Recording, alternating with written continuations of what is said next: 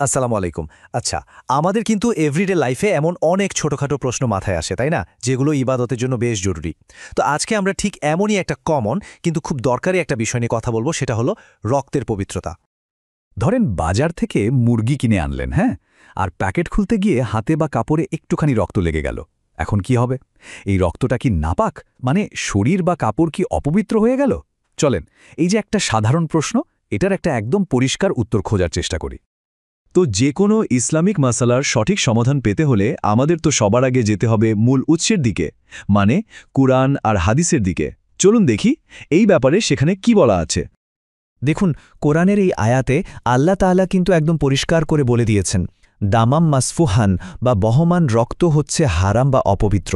এইটাই কিন্তু রক্তের নাপাকি নিয়ে আলোচনার মূল ভিত্তি। এখন প্রশ্ন হলো, এই বহমান রক্ত বলতে আসলে কি বোঝানো হচ্ছে?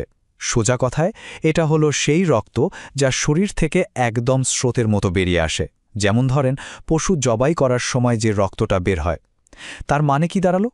যে রক্তটা শুকিয়ে গেছে বা খুব সামান্য পরিমাণে কোথাও লেগে আছে, সেটা কিন্তু এই বহমান রক্ত বা ফ্লোয়িং ব্লাডের ক্যাটাগরিতে পড়ছে না। এই হাদিসটা বিষয়টাকে আরও সহজ করে দেয়, তাই না? এখানে আমরা কি দেখছি? সাহাবীরা রক্ত লাগলে ওই জায়গাটা পরিষ্কার করে নিতেন। তার মানে রক্তকে অপবিত্র হিসেবেই দেখা হতো। কিন্তু সাথে সাথে এটাও কিন্তু বোঝা যাচ্ছে যে এটার সমাধানটা খুবই সিম্পল ছিল, জাস্ট দাগটা তুলে ফেলা, এর বেশি কিছু না।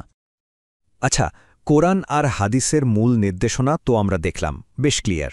কিন্তু আলেমরা এর প্র্যাকটিক্যাল দিকগুলো নিয়ে, মানে প্রয়োগের বিষয়গুলো নিয়ে আরও ডিটেলসে কথা বলেছেন, বিশেষ করে রক্তের পরিমাণটা নিয়ে। চলেন দেখি এই ব্যাপারে তাদের মতামতগুলো কী রকম। এখানে মূলত দুটো প্রধান মত আমরা দেখতে পাচ্ছি। একদিকে ইমাম শাফি ও ইমাম আহমদের মতো, যেখানে বলা হচ্ছে যে কোনো পরিমাণ রক্তই নাপাক। আবার অন্যদিকে হানাফি মাযহাব, যেটা আমাদের এই অঞ্চলে অনেকেই মেনে চলেন, সেখানে বলা হচ্ছে যে অল্প পরিমাণ রক্ত যেটা প্রবাহিত হওয়ার মতো না, সেটা ক্ষমার যোগ্য। সত্যি বলতে এটা আমাদের এভরিডে লাইফের জন্য কিন্তু একটা খুবই প্র্যাকটিক্যাল একটা ছাড়। তাহলে মূল প্রশ্নে ফিরে আসি। মুরগির রক্ত যদি হাতে বা কাপড়ে লেগেই যায়, তাহলে ঠিক কি করতে হবে? চলেন একদম স্টেপ বাই স্টেপ এর সহজ সমাধানটা দেখে নিই। দেখেন, কাজটা কিন্তু খুবই সহজ। প্রথমে ঠিক কোন জায়গায় দাগটা লেগেছে সেটা বের করতে হবে। এরপর পুরো কাপড় বা পুরো শরীর ধোয়ার কোনো দরকার নেই, শুধু ওই জায়গাটা পানি দিয়ে ধুয়ে ফেললেই হবে। ব্যাস, দাগ উঠে গেলেই জায়গাটা আবার পবিত্র হয়ে গেল। সিম্পল, তাই না? এই বিষয়টা নিয়ে কিন্তু অনেকের মনে বেশ কিছু কনফিউশন বা দুশ্চিন্তা কাজ করে। যেমন অনেকেই ভাবেন, সামান্য রক্ত লাগলে কি অজু ভেঙে যায়? না, ভাঙে না। কিংবা এতে কি পুরো শরীর বা পোশাকটাই অপবিত্র হয়ে গেল? না, তাও না। আর এটা পরিষ্কার করা কি খুব ঝামেলার? একদমই না, শুধু দাগের জায়গাটা ধুয়ে ফেললেই যথেষ্ট। ওকে, তাহলে এতক্ষণ আমরা যা যা আলোচনা করলাম, চলেন সেগুলোকে একবারে একটা সহজ সারসংক্ষেপের মধ্যে নিয়ে আসি। এতে করে পুরো ব্যাপারটা মনে রাখতে অনেক সুবিধা হবে। এই টেবিলটা খেয়াল করলে দেখবেন, এটা একটা সহজ চিটশিটের মতো। যদি ১-২ ফোঁটা রক্ত লাগে, তাহলে চিন্তার কোনো কারণই নেই, জাস্ট জায়গাটা ধুয়ে ফেললেই হলো।